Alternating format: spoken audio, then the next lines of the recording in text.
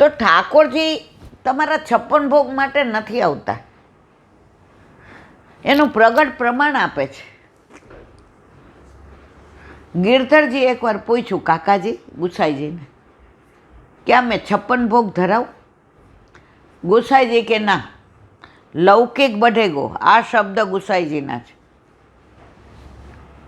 વળી થોડો વખત થયો એટલે ગિરધરજીએ પૂછ્યું કાકાજી મેં 56 ભોગ ધરાવો? ના. ત્રીજી વાર પૂછ્યું. ગુસાઈજી સમજી ગયા, હવે ના કહેશું તો એના મનમાં વ્યથા થશે. ગુસાઈજી શું કીધું? તો કો અચ્છો લગે વૈસો કર. સ્પર્શ આજ્ઞા નથી આપી.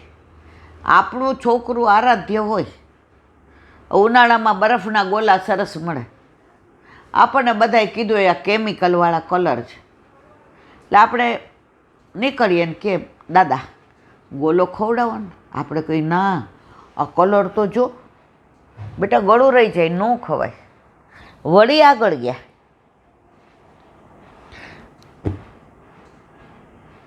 દાદા નાનો ખવડાવો?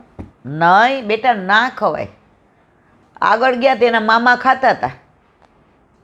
આ મારા મામા તો ખાય છે, મને કેમ ના પાડો છો?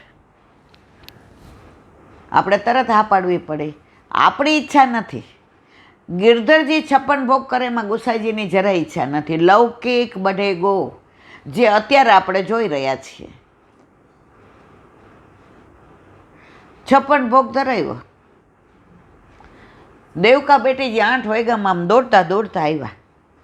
એમના ઘરે નવનીત પ્રિયાજી બિરાજે. પગથિયા ચડતા હતા. ગુસાઈજીએ જોયું. બેટીજી ક્યો શુભ શુભ આવી બેટા? અરે ભાઈના ઘરે 56 ભોગ છે. ગુસાઈજી આવડી દીધી.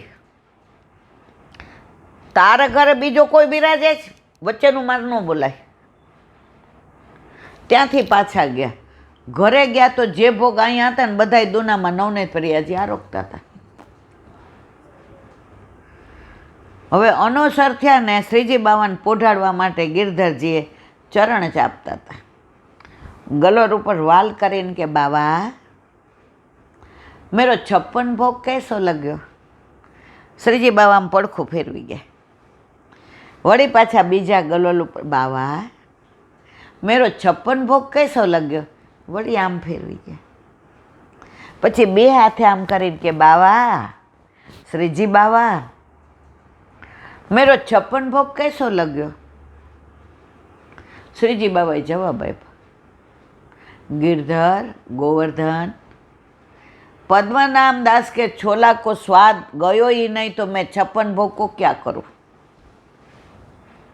गिरधरजी समझी गया काकाजीए कीधुं लौकिक बढेगो. અને અત્યારે જ પરિસ્થિતિ છે. પુષ્ટિ માર્ગમાં પ્રધાનતા ભાવની છે, વસ્તુની નથી. 3 દી પહેલાં આપણે સત્સંગ હિંડોળાનો કર્યો તો ઓલા બેન કે મારા ઘરે હિંડોળા નથી. આમ જોલાવો હવે રાજી થાય છે.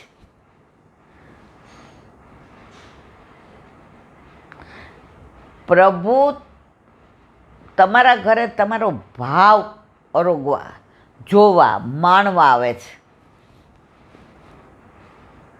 કરોડોપતિને ત્યાં દીકરી પરરાવી હોય, ઘરે 8-10 ગાડી હોય,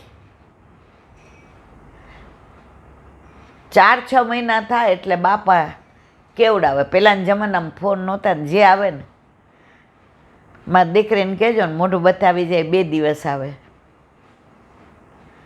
એના સાસુ સસરા નણંદ દેર બધાય કે ભાભી હવે તમને ત્યાં નહીં ગમે. દીકરી કે તમને શું ખબર પડે મા બાપ ભાઈ બહેનનો પ્રેમ શું કહેવાય? એ કે 2 દિવસ જઈ આવું.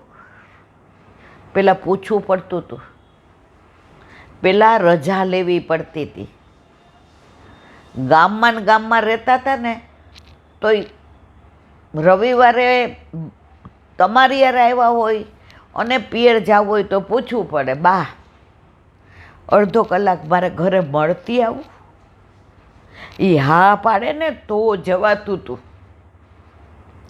એ દીકરી ઘરે આવે ગામડે, ઓલા નળિયાવાળું મકાન હોય, ગાર હોય નીચે. પેલાના જમાનામાં ગાર હતી છાણવાળી. અહીંયા એને ટાઈસ, 3 માળનો મોટો મહેલ જેવો બંગલો, ત્યાં ગેસ, ગીઝર, અહીંયા ઓલો ચૂલો. આવ્યા એટલે માં રોટલા કરતી હતી. માં જે હાથમાં રોટલો લઈને દોડીને રોટલાના કટકા થઈ ગયા ને મારો બાપલ્યો આવ્યો, મારો દીકરો આવ્યો, મારો હાવજ આવ્યો.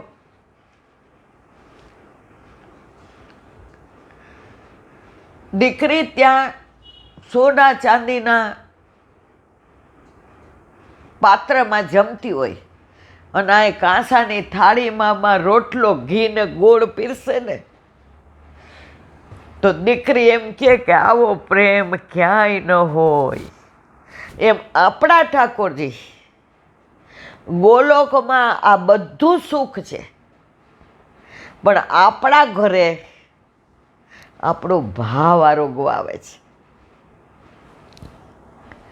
એને તમારા સોના ચાંદીના પાત્ર, હીરા મોતી માણેકના આભૂષણ, સાગના મંદિર, આ બધી નથી જોઈતું. એને તમારો ભાવ જોઈએ છે. પ્રાચીન વૈષ્ણવો ભેળી બનાવતા ને તોય પ્રભુને ભાવતી. ભાવ 25 વર્ષ પહેલાં હું ને એમાં બેન સત્સંગ માટે બધાને ઘરે જતા, કાઇનેટિક લઈને નોકરી કરતી. બધાને કહી દો 5 પછી આવીશ. અમે મણિનગરથી આગળ નામ ન દેવાય, કાઇનેટિક લઈને બે ગયા. એ બેન પારકા કામ કરે. 1.5 મહિનો પેટમાં છોકરો હતો ને એના વર ટ્રકના એક્સિડન્ટમાં ગુજરી ગયા હતા. પહેલાં ક્યાં આવી બહુ પોલિસી ને કાંઈ હતું નહીં. પતરાવાળું એક રૂમ, એમાં ઓલો પંપવાળો પ્રાઇમ જ, એક નાનું કબાટ, એમાં ઠાકોરજી, 8 યામની સેવા. સવારે 5-6 જગ્યાએ રસોઈ કરે. બધાને કહ્યું તું 8:30 પછી આવીશ. અને એને એવા 5, અને વૈષ્ણવના ઘરનું કરે.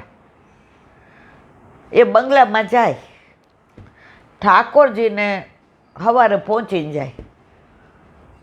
છોકરાનો ભણવા જાય એટલે ડબ્બો ભરી દે, એની બેગ તૈયાર કરી દે, એના બધા મૂકી દે ને કે તું ભણ. 11:30 વાગે તારો ભાઈબંધ બોલાવવા આવે એટલે સ્કૂલે જાજે. 8 યામ. હવે બપોરે આવે રસોઈ કરીને 1:30 વાગે, એટલે જે સવારે ઠાકોરજીને ધરાયું હોય એ લઈ. સાંજે 3:30 નીકળે. 7 વાગે આવીને ઉત્થાપન ભોગ કરે. ઘણાય બોલે હે આટલું મોડું કરાય, પણ એ સમજતી હતી કે મારી મજબૂરી છે. શેન ભોગ ધરાવે અને રાતના 84-252 શિક્ષાપત્ર વાંચવાનું. એનો દીકરો જોકા ખાય, 5, 7, 8 વર્ષનો, કાંઈ સમજણ પડે નહીં, પણ એ કે ના એને અત્યારથી ટેવ પડે. હવે એના ઘરે ફોન નહીં, એટલે એણે એક વૈષ્ણવ જોડે અમને કેવડાવ્યું. હેમાબેનના ઓળખીતા હતા, એ ત્યાં રહેતા હતા, એની ભેગું કેવડાવ્યું કે ઈલાબેન અમારા ઘર સત્સંગ કરવા આવે, અમારા ઠાકોરજીનો પાટોત્સવ છે. એટલે હેમાબેને મને કહ્યું ઈલા પતરાવાળું એનો એક રૂમ છે.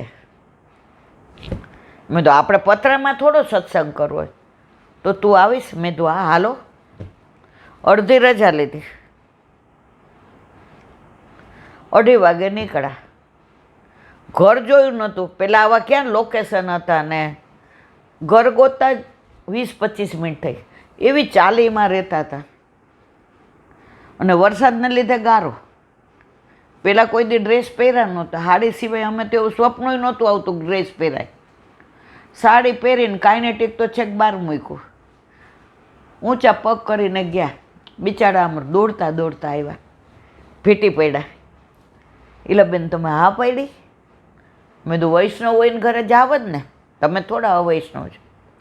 એણે કોથળા પાથરાઈ દીધા. બીજા 5-6 વૈષ્ણવ હતા. ગયા એટલે અમને જારીજીનું જળ દીધું, મિશ્રી અને વરિયાળી વાટેલી. એના ઘરે મિક્સરે નહોતું ને બોસે નહોતું. વાટીને શરબત કર્યું હતું. બધાને આટલું આટલું આપ્યું. ઠાકોરજીને ધરાવેલો. હવે સાંજે બધાય માટે એણે મેવો ધરાવ્યો હતો ઉત્થાપનમાં, એ બધાને આપ્યો. એટલે બધાએ જય શ્રી કૃષ્ણ કરીને, એટલે એમાં બેન કેવું તારા અહીં બેસવાનું જ, ઊભી થા, આપણને પહોંચતા હજી 1.5 કલાક થશે. અને ઓલા બેનને અવેર થતી હતી, એટલે એ અમને જય શ્રી કૃષ્ણ કરવાની તૈયારીમાં જ હતા. પછી મેં ઠાકોરજીને ભોગ નથી ધરવાના કે એલા બેન સાચું કહું, સવારે માનભોગ ને મગની દાળ ભાત ને રોટલી કર્યા હતા. હવે આજે પાટોત્સવ છે એટલે ભેળી ધરાઈ નહીં.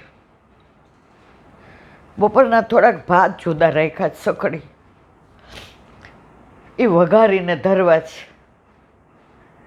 તો મેં તો આમ બેઠા છીએ, ધરો.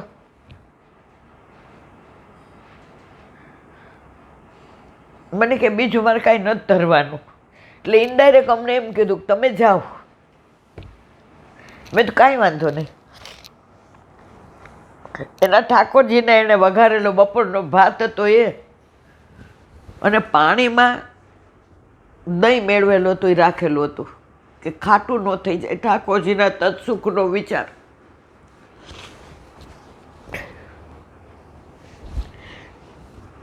અને કેળું ઉથાપન ધરીને કીર્તન કર્યા. અવાજ તો તમે જો કોયલ જેવો. અમે કીર્તન સાંભળ્યા, પછી અનુસર કરીને મેં તો હવે પ્રસાદ આપો એટલે બેઠા છીએ. એને સંકોચ થતો હતો. આટલો ભાત હતો, મારા દીકરાને બેયને. એને એમ કે હેમાબેન મને કોણી મારે? એ કે એના જેટલું જ છે, ડોબા જેવી સમજતી જ નથી. હું એનાથી બહુ નાની, હેમાબેનથી ને. એ ત્યારે 65ના હતા. 25 વર્ષ હું 40, 42, 45ની હોઉં. ઊભી થા. મેં કીધું ના. એણે અમને એ વઘારેલો ભાત અને દહીં પીરસા. મેં જોયું તો અંદર હતું. મને કહેલા બેન બીજું તો કાંઈ નથી. મેં બીજું શું જોઈએ? અમારે ઘરે આવું જ હોય છે. એ વઘારેલો ને ભાત દહીં હજી મારા મોઢામાં જ. એ જે સ્વાદ હતો, એનો ભાવ હતો.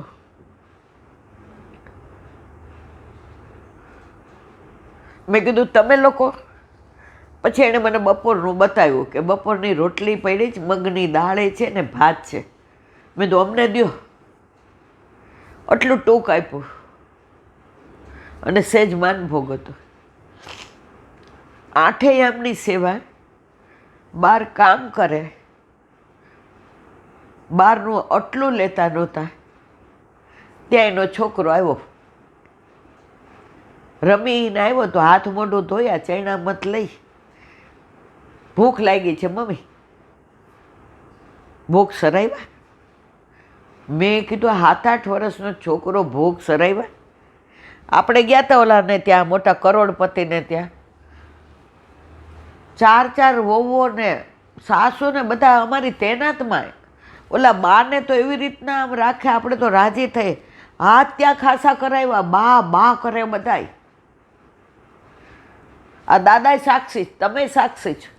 નહીંતર એમ થાય ઈડાબેન ખોટું બોલતા હશે. કેવો ભાવ બધાયનો. હજી આપણે વાગોળીએ છીએ. અમને બધાને જય શ્રી કૃષ્ણ કર્યા.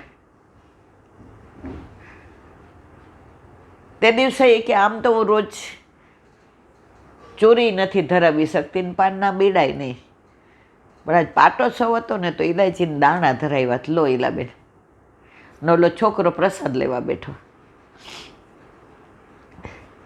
બા 2 થાળી પીરસ.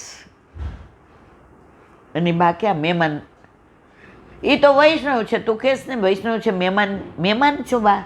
મેં તું ના, છોકરાને કે તું પીરસ, હું આવું છું, જય શ્રી કૃષ્ણ. અમે છોકરાના સંસ્કાર જોયા.